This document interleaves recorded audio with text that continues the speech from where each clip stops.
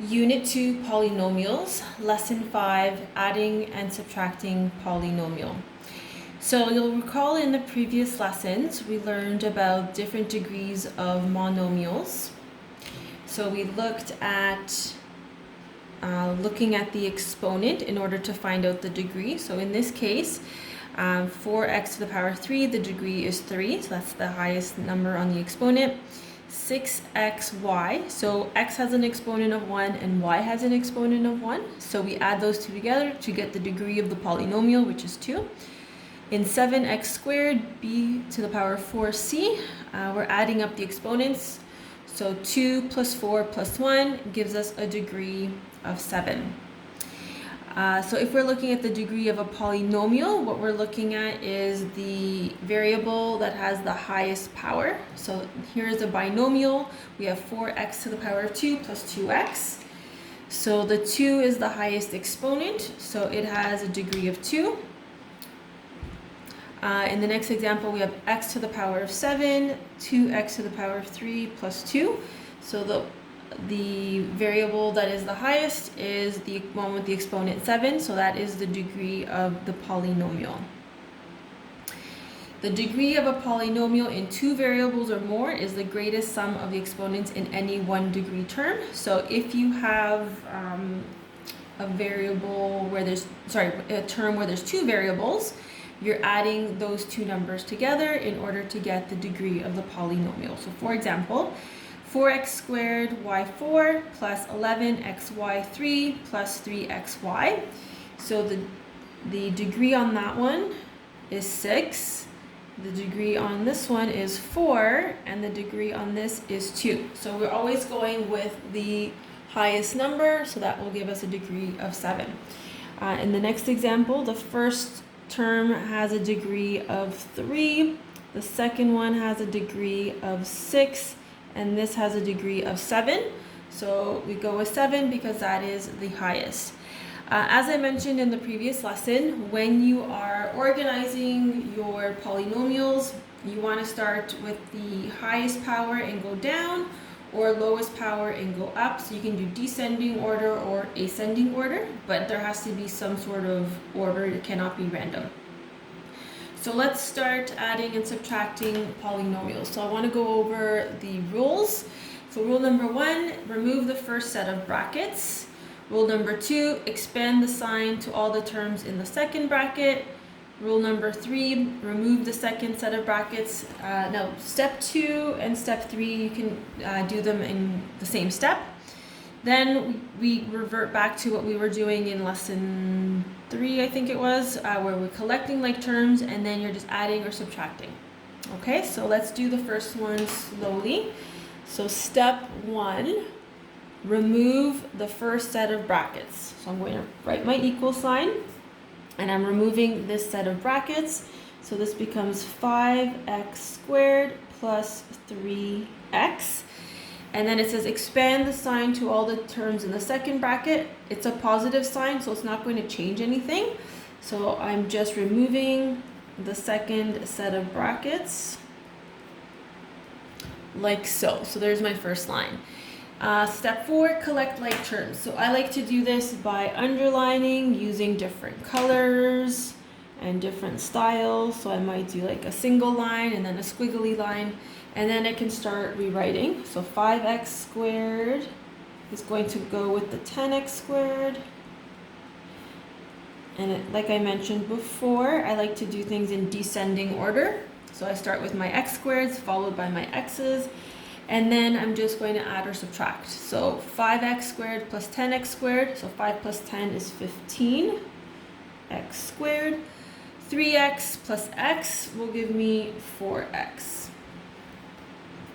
Okay, next one.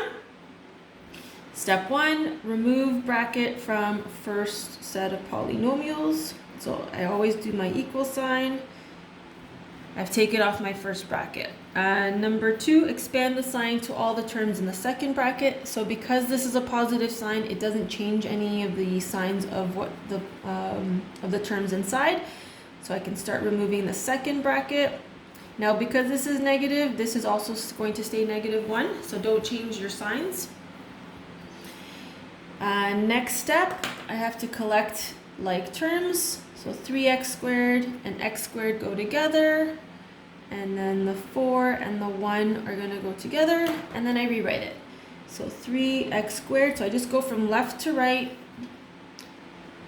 and then I start grouping. So the 3x squared plus x squared plus 4 take away 1. So remember to just keep the signs the same in front of the variable. And then I can do my final step, which is adding my coefficients. So 3x squared plus x squared is like saying 3 plus 1. So that's going to give me 4x squared. 4 take away 1 is 3. So my final answer is 4x squared plus 3. Okay, these next 3 examples, you'll notice that there's a negative sign that's in between the second set of brackets. So I will show you what to do with that.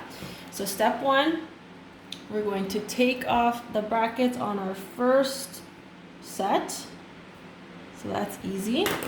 And then expand the sign to all the terms in the second bracket. So when you have a negative sign, it changes all the signs inside. So whatever is positive is now negative, and what is negative is now positive.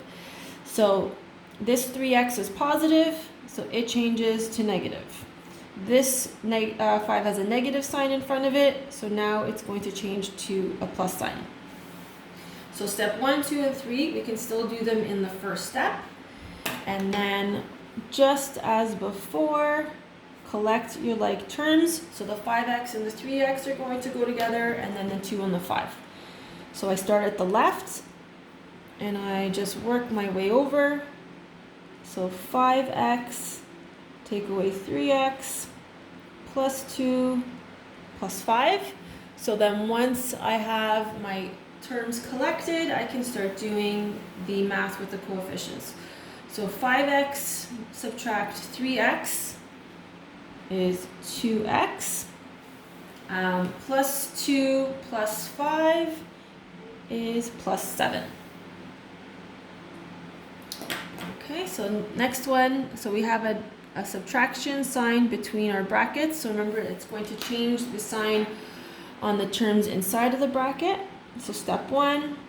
Remove your brackets. Step 2, expand the terms. So this 2x squared now becomes negative 2x squared. The negative 5 becomes plus 5.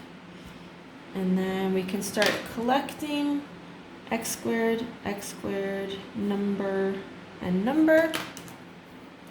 And then rewrite it. So x squared, take away 2x squared, minus 5, plus 5. So x squared minus 2x squared is like saying 1 minus 2, which is negative 1. And then negative 5 plus 5 is 0, so we don't have to write anything. Final example on this page. So rewrite it without the bracket. Distribute the negative sign to what's in the bracket. So that changes all of the signs inside. So you should be left with p to the power 3 plus 3p, subtract 5p squared, take away p. Now in this case, we don't have any other p to the power of 3, so that doesn't have to be added or subtracted. The only like terms that we can collect are the 3p and the minus 3p. So remember the rule about ascending or descending. So I like to have them from highest to lowest. So p to the power of 3, and then I do my exponent with a 2, and then this is the part that needs to be simplified, plus 3p minus p. So with p to the power of 3, take away 5p squared. Nothing can be done there because there's no other variables that have those common exponents. So 3p minus p is equal to 2p. And that concludes that page.